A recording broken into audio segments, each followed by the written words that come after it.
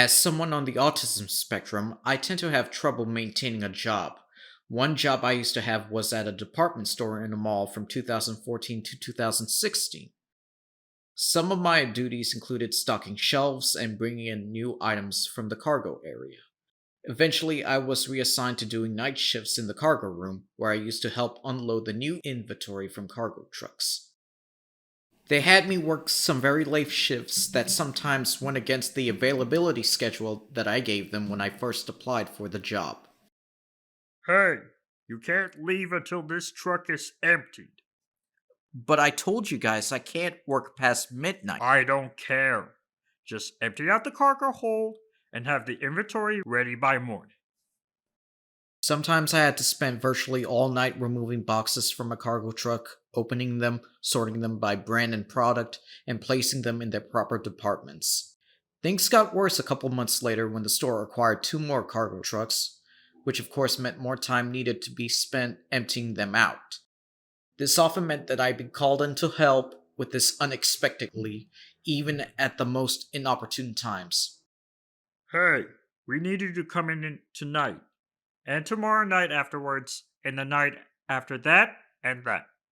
I don't know if I can. Thanks. Bye. As 2015 wore on, the night shifts got longer and longer. Sometimes I wasn't allowed to leave until long after the sun rose.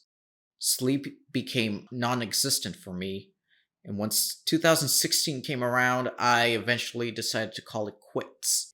In 2017, I applied for a job as a videographer for a company that made videos for high school sports games.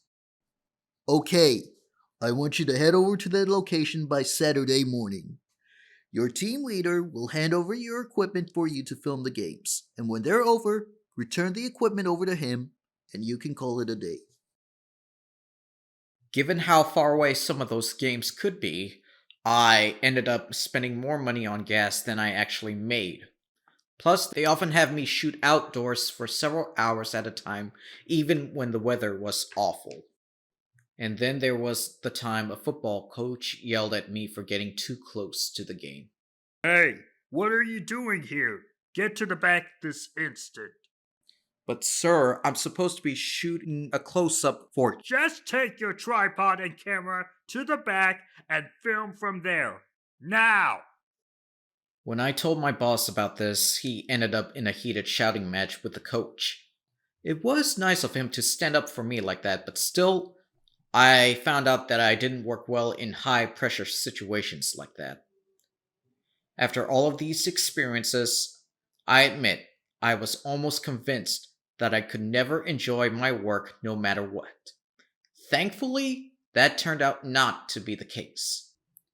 After I left the company, I found another video production job, this time run by someone who could relate to my experiences and was much more accommodating. And I think that just goes to show you that autistic people can succeed in our work just like everyone else. All it takes is for someone to take a chance on us, and with enough patience and guidance, not only can we be good at our jobs, we can truly thrive in the workplace.